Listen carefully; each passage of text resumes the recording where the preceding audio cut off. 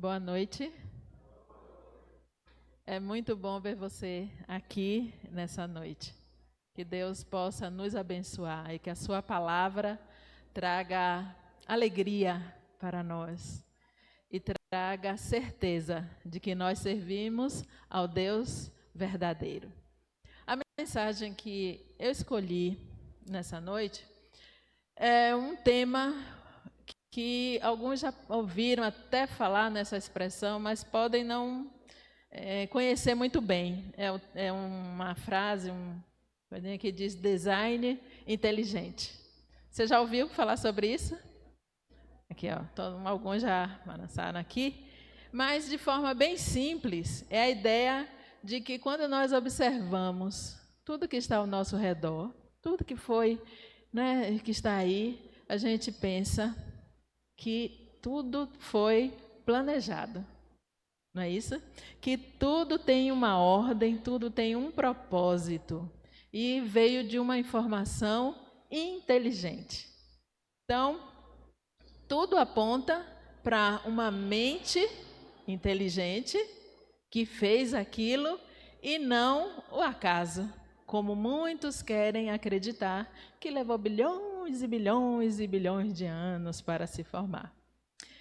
Então, esse design inteligente, ele tem alguns pilares. Um é que a nossa vida aqui na Terra é possível porque existem 121 leis da natureza que definem o lugar onde o ser humano deveria ser criado. Por exemplo, se a nossa Terra estivesse um pouquinho mais perto do Sol, sabe o que ia acontecer? A gente ia o quê? Ser torrado. Isso aí, na linguagem de Lícia, né? Todo mundo ia ser torrado. Se ela tivesse mais distante, desse lado aqui, o que vocês acham que ia acontecer? Se a Terra estivesse mais distante do Sol, nós seríamos congelados. Outra coisa, vocês já ouviram dizer que a Lua influencia bastante coisa, né? Tem gente que só corta o cabelo em determinada lua. Qual é a melhor lua para cortar o cabelo? Lua cheia, é? Todo mundo sabendo, né? Pois é, a lua influencia muitas coisas. Então, quando vai se plantar, algumas pessoas observam se é lua cheia, lua nova, né, para poder plantar. Vocês sabem que a lua tem influência mesmo aqui na Terra? Ela influencia a maré. Se ela estivesse mais perto da Terra, sabe o que ia acontecer? Uma inundação imensa. E se ela estivesse mais distante, a Terra ia estar toda desregulada em termos de estações. Olha que coisa. Então, tudo foi preparado para que a gente estivesse aqui. Se pensarmos no ser humano, um rapaz sofreu um acidente de carro e ele teve uma lesão no nervo aqui da coluna cervical. E aí ele ficou paralisado da cintura para baixo. Por que que isso acontece? Veja, os nervos, né, estão ligados com os músculos. Eles que dizem quando a gente deve contrair o músculo e esticar. Mas isso tudo não funciona se não estiver ligado aqui, aonde? Ao cérebro. Então, uma coisa não podia existir sem a outra. Existe uma interdependência. E para que isso funcione assim, alguém inteligente tem que ter planejado. Não é isso? Outra coisa que eu posso usar aqui como exemplo, agora falando da minha área de trabalho. Eu sou da área de genética, então eu não posso deixar de falar da genética. A genética diz que nós somos formados, né, nossas células dentro do nosso núcleo tem uma coisa chamada DNA. Esse DNA é usado para saber quem é filho de quem, né? Isso aí a gente já sabe, todo mundo acompanha isso, né?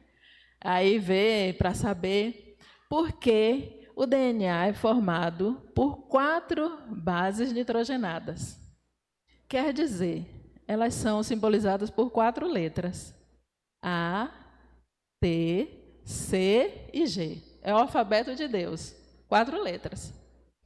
E ele faz uma combinação de 3 em 3 para formar aminoácidos. E os aminoácidos, eles se ligam um ao outro para formar proteínas.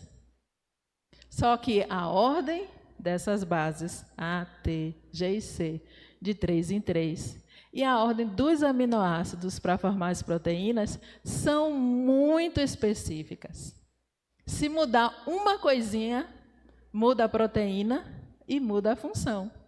Então, a pessoa pode deixar de enxergar, a pessoa pode deixar de sentir o sabor, a pessoa pode deixar de funcionar. Então, é tudo bem planejado. Então, isso se chama design inteligente. Entendemos isso? E aí vem a pergunta: quem é o designer?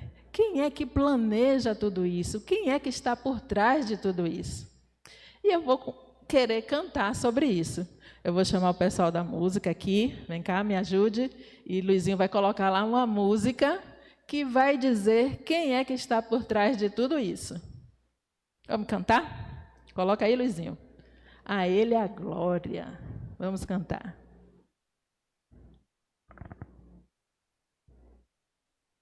A gente vai cantar. Eu acho que essa música merece que a gente cante em pé, não merece, não?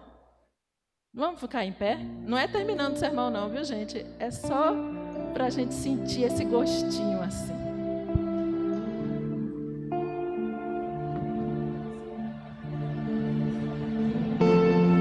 Eu quero que a gente cante assim com o coração e com muito louvor.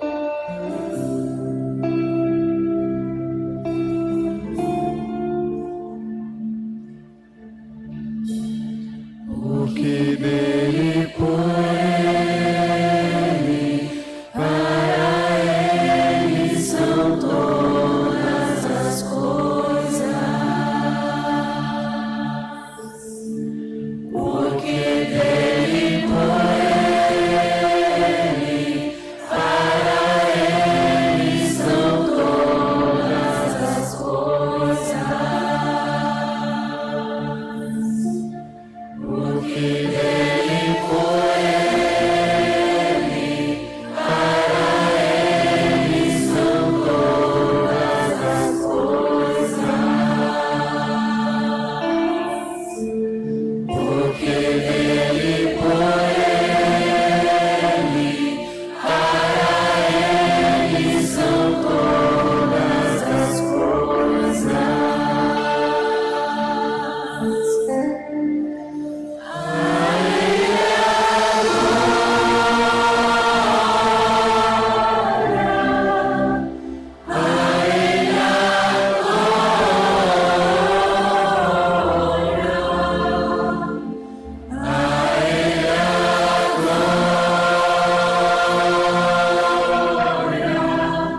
Pra sempre,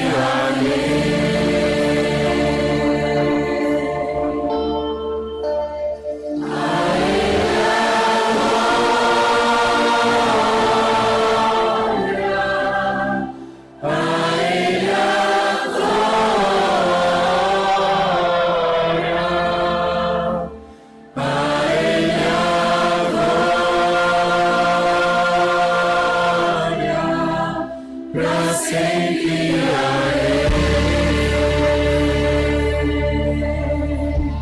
Tá lindo, gente, tá lindo.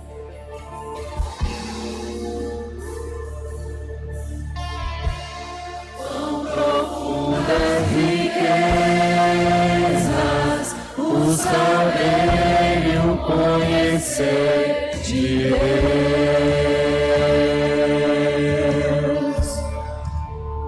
Quão insondáveis seus juízos e seus caminhos. Quão profundas riquezas, o saber e o conhecer de Deus.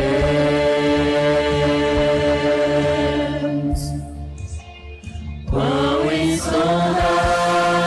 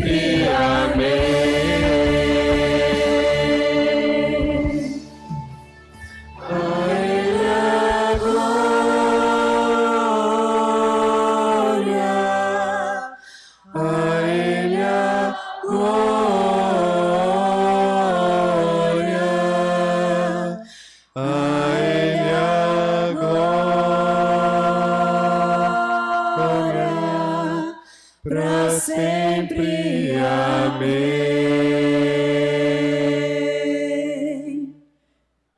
Amém. Ah, queria cantar de novo, né? Tá lindo, gente. Vamos orar.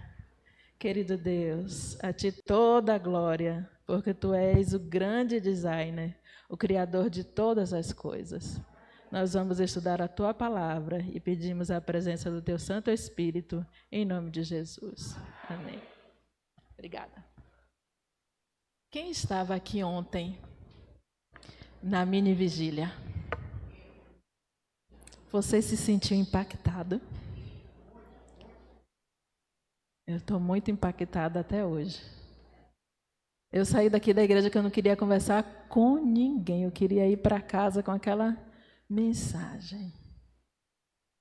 Cheguei em casa, eu digo, eu só quero pensar naquilo que foi falado. Porque aquilo me impactou muito, não sei. Então, eu fiquei muito emotiva também, viu, gente?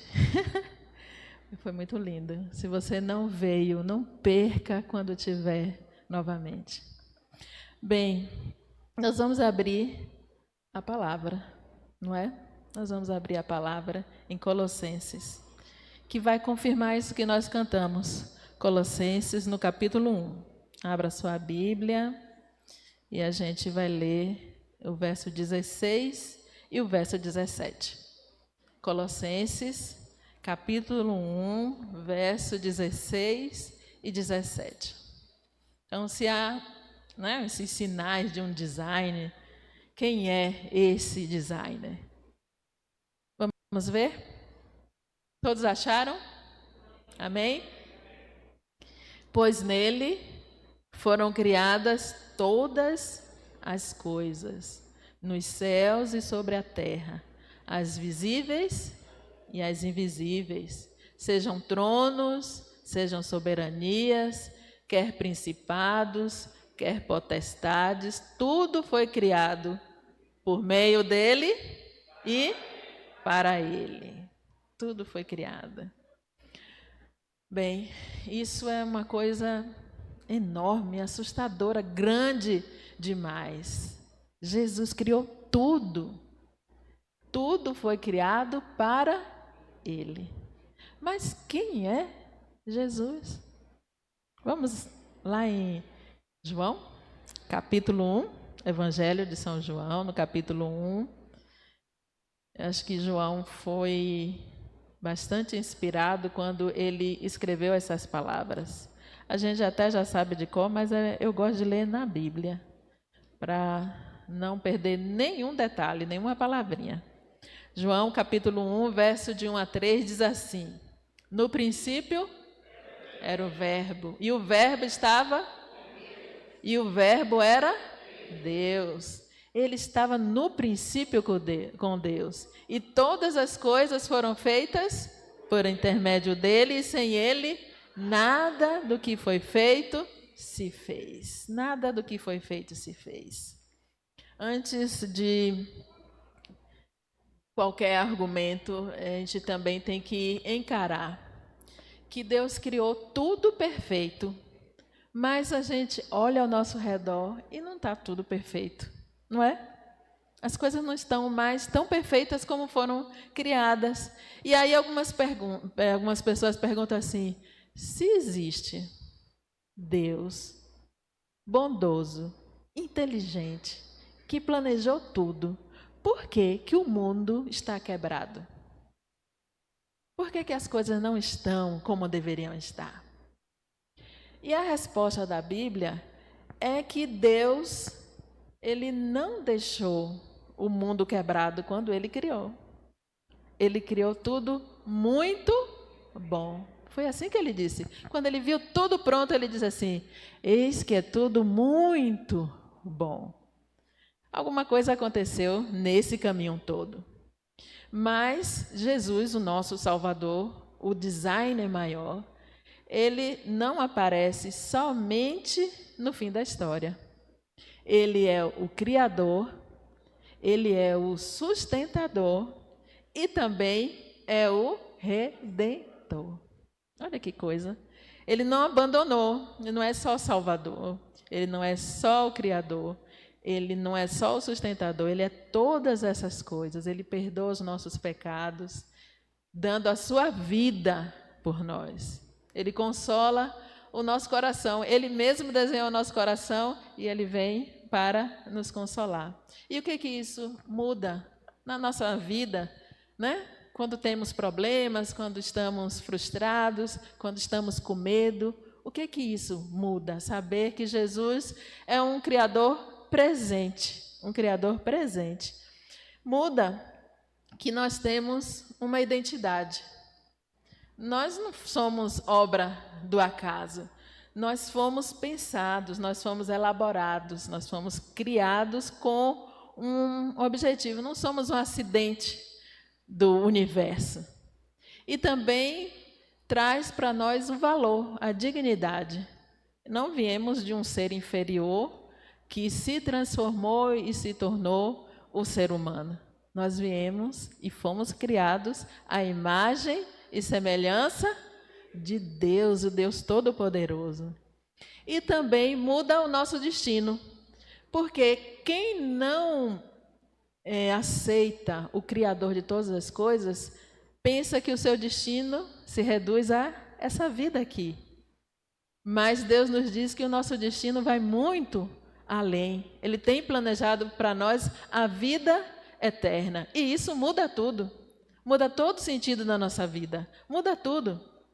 Então, eu quero que você aí no seu coração diga assim: Jesus, eu pertenço a Ti. Fale para você mesmo. Por favor, Jesus, dê sentido à minha vida. Eu pertenço a Ti. Nós podemos pensar assim, vamos dizer, alguém perdeu um relógio, você está andando aí numa trilha e achou um relógio. Não viu quem foi que perdeu, mas você sabe que aquilo é um relógio. Tem ponteira, né? Tem o visor, tem tudo. Você diz, isso aqui é um relógio. Mas você não vai pensar que ele surgiu do nada, vai pensar?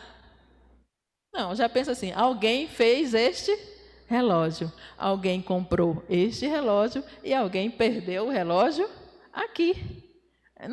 Não é lógica dizer, eu estou andando aqui no mato e o relógio surgiu do nada. Isso não vai nunca acontecer. Do mesmo jeito também, a vida não surgiu do nada, né? E aí a gente fica pensando, bem, Deus é o Criador, é o Todo-Poderoso, é bondoso. E por que as coisas ruins acontecem com pessoas boas? Por que existe o luto? Por que existe abuso, injustiça, tanta coisa feia que a gente vê nesse mundo? E essas perguntas parecem que abalam um pouco muita gente, que fica pensando, não quero saber desse Deus, que é tão poderoso, mas que não age, que não faz, que não evita. Mas vamos ler Romanos, capítulo 8. Vamos andar um pouquinho aí na Bíblia, Romanos, capítulo 8, verso 19 até o 22. Olha o que a Bíblia fala.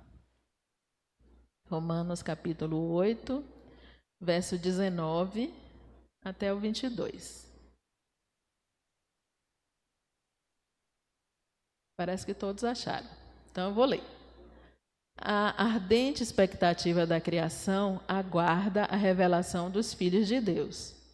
Pois a criação está sujeita à vaidade, não voluntariamente, mas por causa daquele que a sujeitou, na esperança de que a própria criação seja redimida do cativeiro da corrupção para a liberdade da glória dos filhos de Deus. E o verso 22 diz assim: porque sabemos que toda a criação, a um só tempo, geme e suporta angústias até agora.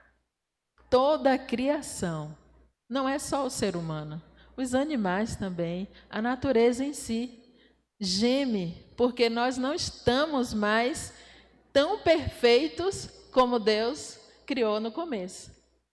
Então, a explicação para isso é que algo aconteceu e quebrou esse relógio. Não imaginemos que aquele relógio esteja quebrado. Continua sendo um relógio, mesmo quebrado? Continua. Só o vidro quebrado, ele está marcando as horas, até continua sendo relógio, mas ele está com defeito. Está com defeito. É isso que o pecado faz.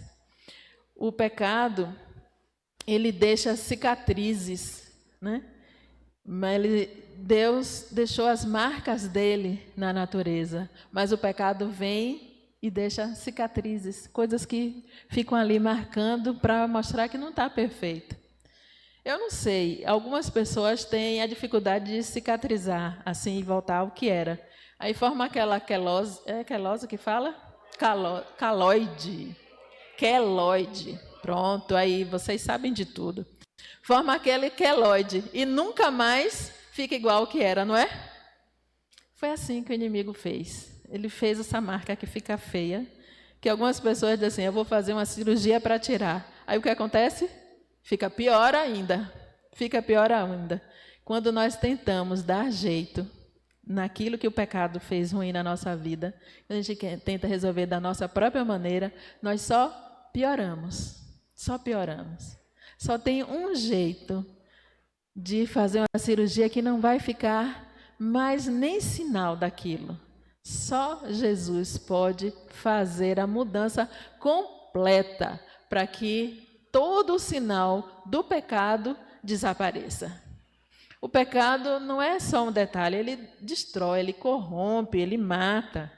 E o sofrimento não prova que Deus não existe, mas prova que o mal existe e que o mal é real. E a Bíblia sempre falou que existe um conflito entre o bem e o mal. Deus criou tudo perfeito, o pecado veio e entrou, e daí tudo começou a mudar daquele muito bom para a situação que nós vemos hoje. Mas o detalhe decisivo é que o nosso grande designer, o Criador, ele não ficou de lá olhando e dizendo, o pecado entrou no mundo, agora não há o que fazer. Não. Ele tomou uma atitude. Deus é assim. Ele toma atitude. Se compararmos o que o mundo decidiria, né? As pessoas iam decidir assim, deu errado, apaga e faz de novo. Não é? Mas Deus não é assim. Olha o que ele resolveu fazer. Vamos lá em Filipenses, capítulo 2.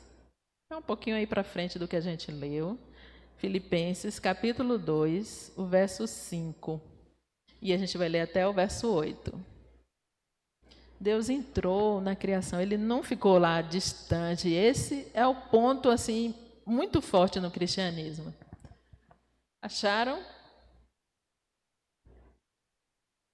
Tende em vós o mesmo sentimento que houve também em Cristo Jesus, pois ele, subsistindo em forma de Deus, não julgou como usurpação o ser igual a Deus. Antes, a si mesmo se esvaziou, assumindo a forma de servo, tornando-se em semelhança de homens, tornando em semelhança de homens e reconhecido em forma humana. A si mesmo se humilhou, tornando-se obediente até a morte e morte de cruz. Olha que coisa. Deus não ficou distante, olhando o relógio quebrado. Ele se dispôs a vir aqui, se esvaziar para que a gente pudesse ser consertado, ser restaurado. E lá em João, a gente voltando lá ao capítulo 1 de João, o verso 14, fala ainda que o Verbo se fez carne e habitou entre nós, cheio de graça, verdade, vimos a sua glória, glória como unigênito do Pai. Ele veio aqui e se tornou um de nós. Bem, tem gente que acredita em Deus, mas tem tanta mágoa, está tão machucado, que não consegue aproveitar essa companhia de Deus. Tem gente até que vai à igreja, vem aqui na igreja, né? Em qualquer igreja, mas por dentro está estraçalhado, está quebrado. Se você tem dentro de você sentimentos que estão lhe machucando, de dor, de luto, de culpa, de ansiedade, medo, tanta coisa que hoje a gente tem, né, nos nossos sentimentos, Jesus não quer apenas dar uma explicação, porque parece que se a gente souber por que está passando por isso, tudo se resolve. Mas é verdade isso? Você saber por que está passando resolve? Não. Então Jesus oferece mais do que isso. Ele oferece a presença dele. Não é gostoso? Ele diz, quando a gente passar pelo vale da sombra da morte, a gente não precisa ter medo. Por quê? Porque Ele está conosco. E a presença de Deus em nossa vida é o que nos traz a paz, o conforto, para enfrentarmos as situações difíceis que a gente enfrenta. A presença dele é mais importante do que a explicação para o que a gente está passando. Então ele diz assim, eu vou estar com você. Eu não apenas existo, eu te amo. E ele foi capaz de pagar um preço que a gente não pagaria. Eu acho que talvez, uma boa mãe desse a vida pelo filho. Eu falo assim, talvez, porque hoje as mães não são mais como antigamente. A gente vê na internet que tem muita mãe que não é mais como antigamente. Por isso que eu estou dizendo talvez. Mas esse amor capaz de dar a própria vida é uma coisa que está fora da nossa consciência, da nossa atitude, né? Da lógica humana. Obrigada. Estava fora da nossa lógica humana. Então, a gente precisa dizer para Deus assim, olha, Senhor, eu não entendo tudo que eu estou passando, eu não entendo essa dor, eu não entendo o que eu estou passando, mas eu te entrego tudo isso que eu estou carregando. Jesus disse assim, vinde a mim, todos os que estão cansados e sobrecarregados, e eu vos aliviarei. Vamos fazer uma troca. Você me dá o seu fardo, que é pesado, e pega o meu, que é leve. É isso que Jesus disse. Meu fardo é suave. Você vai carregar, porque eu vou carregar junto com você. Quando a gente é criança, e quando você tem filho pequeno, as crianças gostam de ser independentes, né? E às vezes querem carregar coisas pesadas. A gente vai fazer o supermercado e elas querem carregar a sacola pesada para botar dentro de casa. E aí eu, pelo menos, fazia isso, né? Quando o Luquinhas era pequeno. Eu fazia de conta que estava dando para ele assim aquele negócio pesado, mas eu estava segurando. Então ele ia ali, todo feliz, carregando o fardo, achando que estava carregando sozinho, mas quem estava com o maior peso era eu. E é assim que Jesus faz. O fardo está pesado, ele segura e não fica mais pesado. A gente está ali com aquele fardo, mas temos alguém segurando a maior carga, a maior parte, o maior peso. É isso que ele propõe para a gente. Ele quer carregar os nossos fardos, mas a gente precisa entregar. Isso às vezes é difícil. Vamos ler outro versículo. Vocês perceberam que eu gosto muito de pegar, né, na Bíblia, a gente vai para lá, vai para cá. A gente vai agora para 2 Coríntios. A gente vai para 2 Coríntios, no capítulo 5. 2 Coríntios, capítulo 5, verso 17.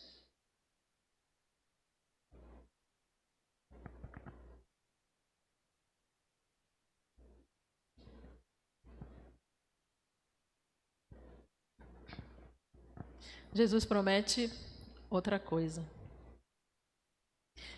Ele não está só querendo consertar. Ele está querendo transformar, restaurar. Vamos ler aqui? 2 Coríntios 5,17. E assim, Se alguém está em Cristo, nova criatura é. As coisas antigas passaram e eis que se fizeram novas.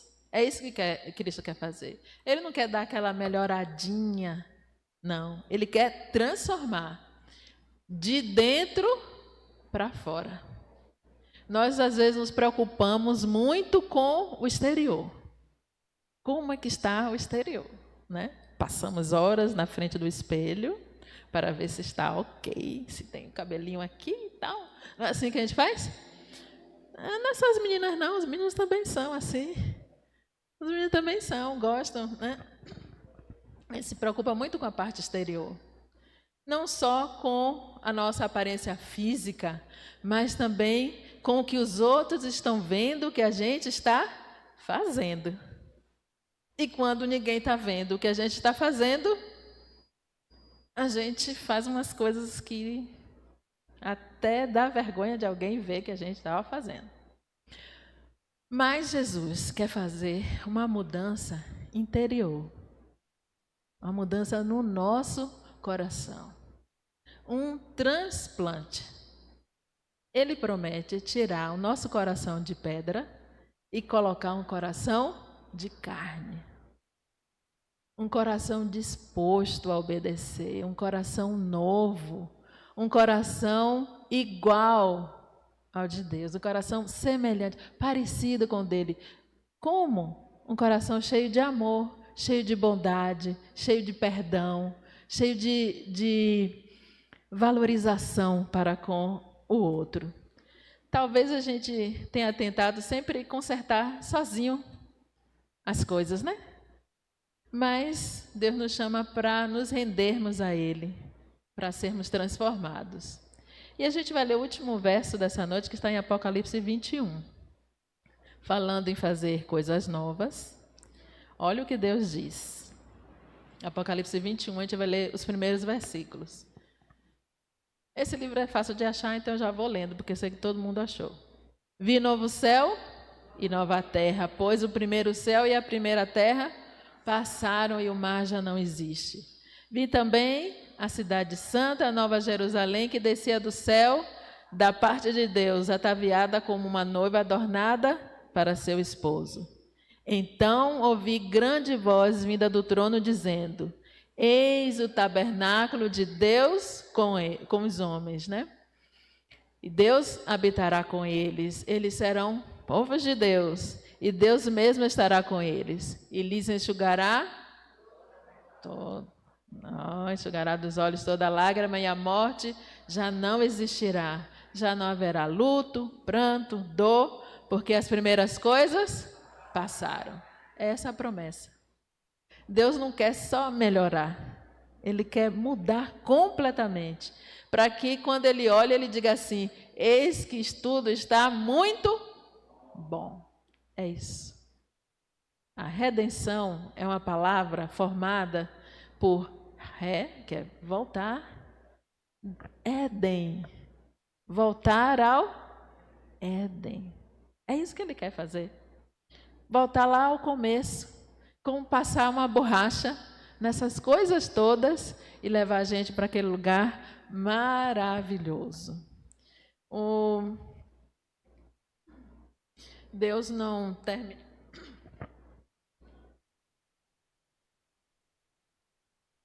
O mal tem data de validade. Deus é um restaurador, Ele não quer pegar aquele vaso que quebrou e jogar fora. Eu estava olhando na internet outro dia, não sei se vocês viram isso, um rapaz que tem uma técnica de consertar louças quebradas. Ele faz o conserto com ouro. Vocês já viram isso? Viram? É lindo, fica lindo. Em vez dele pegar aquele vaso que quebrou e jogar os cacos fora, ele faz todo um processo e no lugar que foi quebrado, ele vai colocando um pó de ouro por cima. Então fica tudo dourado.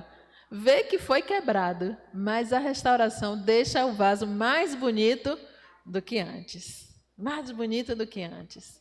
E Deus quer fazer isso com a gente. Ele quer mudar a gente, quer nos deixar melhores do que nós somos hoje. Porque Ele diz assim, olha, você é meu, eu paguei o preço. Por isso eu quero lhe restaurar. Não quero jogar fora, mas a gente precisa aceitar. A pergunta mais importante não é se existe um designer, mas se nós pertencemos a esse designer. Essa é a pergunta mais importante, porque nós sabemos que a lógica mostra que existe alguém inteligente por trás de tudo que foi criado. Então, nós temos que tomar algumas decisões. A primeira é adorar a esse Deus maravilhoso, criador de todas as coisas. Confiar nele, soltar o controle das coisas e deixar de tentar se salvar, de tentar fazer as coisas por si mesmo. E fazer uma entrega mesmo total. Não é uma parte do coração. A gente tem mania, né, de separar alguns lados. Estava lendo alguma coisa sobre isso, da gente receber uma visita em casa. E a sala de visita, já acharam assim, né? Sala de visita. É arrumadinha, sofazinho, não sei o quê, bebê. Mas se a gente já fica à vontade, aí a pessoa fica à vontade e começa a abrir as portas assim, abre a porta do quarto, da cozinha, né? Aí a gente fica, meu Deus, que coisa. Jesus quer entrar no nosso coração. E Ele quer chegar e ter a liberdade de abrir qualquer cantinho do nosso coração. A gente não pode reservar aquele armário que a gente joga a roupa lá dentro toda e que tem que botar uma tranca assim forte, porque se ficar a coisinha, a porta abre e cai tudo para fora. Eu tinha uma amiga que na casa dela, a gente era criança, tinha muita roupa, era muita criança naquela casa, e aí, para manter a casa arrumada para o sábado, pegava aquelas roupas lavadas que estavam lá, aquela montanha, jogava tudo dentro do guarda-roupa. Mas não abra o guarda-roupa, porque caía tudo de vez. Às vezes a gente faz isso no nosso coração, a gente guarda, tem um armário lá que a gente guarda todas as nossas coisas, que a gente não quer que Jesus interfira, a gente deixa lá. Mas Ele quer entrar no nosso coração e não quer ficar só na sala de visitas. Ele quer tomar conta de todas as partes, Ele quer ter liberdade para andar na nossa casa, no nosso coração, sem aquele lugar que a gente diz, não, peraí, aqui, não repare a bagunça, né? Jesus disse que Ele quer entrar, Ele quer fazer morada. Ele não quer só nos entender, Ele quer que a gente pertença a Ele. Ele não quer só ser admirado, Ele quer que a gente se renda a Ele. Então, nós precisamos fazer o seguinte, tomar uma decisão de entregar o nosso coração completamente a Deus. E nós vamos cantar isso. Essa música que nós vamos cantar, Toma o Meu Coração, essa música é uma oração, é uma dedicação que nós fazemos a Deus.